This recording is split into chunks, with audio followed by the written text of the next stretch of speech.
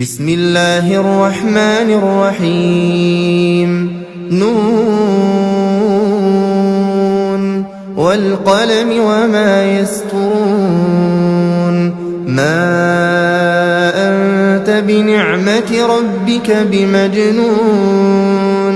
وإن لك لأجرا غير ممنون وإنك لعلى خلق عظيم فستبصر ويبصرون بأيكم المفتون إن ربك هو أعلم بمن ضل عن سبيله وهو أعلم بالمهتدين فلا تطع المكذبين ودوا لو تدهن فيدهنون ولا تطع كل حلاف مهين هماز مشاء بنميم مناع للخير معتد أثيم عتل بعد ذلك زنيم أن كان ذا مال وبنين إذا تتلى عليه آياتنا قال أساطير الأولين سنسمه على الخرطوم إنا بلوناهم كما بلونا أصحاب الجنة إذ أقسموا ليصرمنها مصبحين ولا يستثنون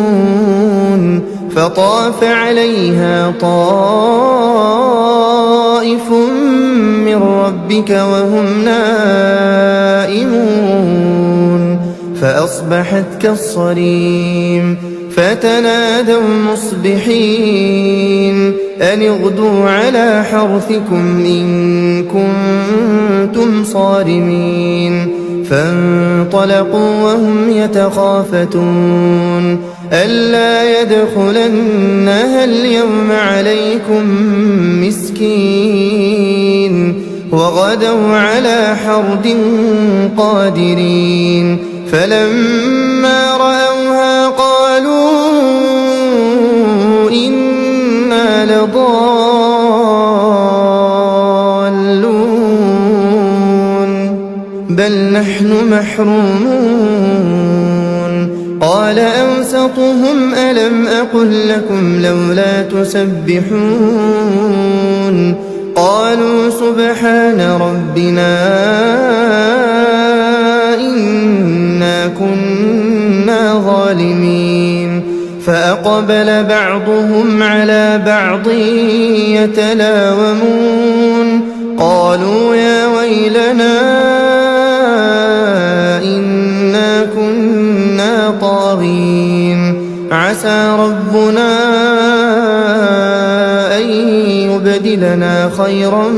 منها إنا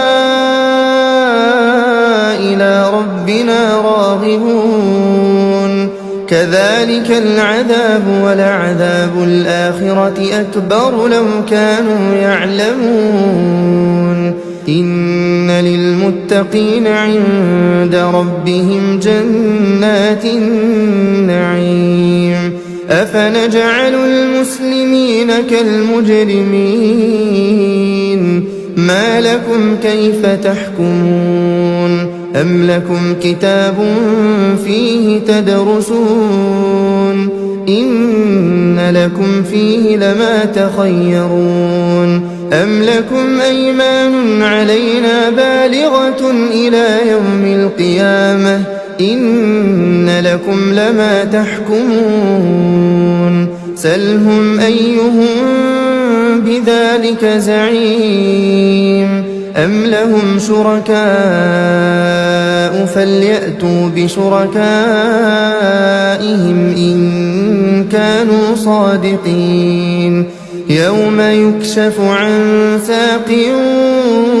ويدعون إلى السجود فلا يستطيعون خاشعة أبصارهم ترهقهم ذلة وقد كانوا يدعون إلى السجود وهم سالمون فذرني ومن يكذب بهذا الحديث سنستدرجهم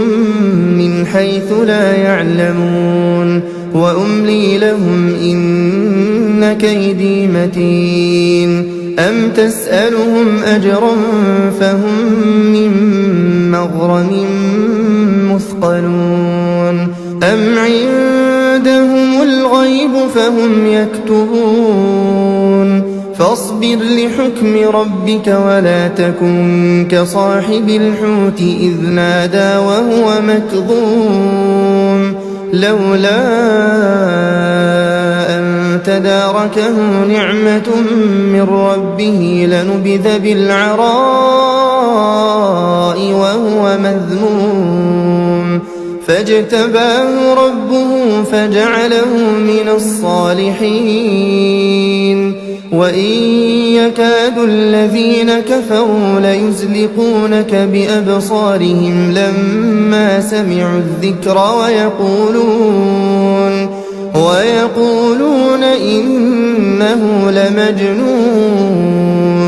وما هو إلا ذكر للعالمين.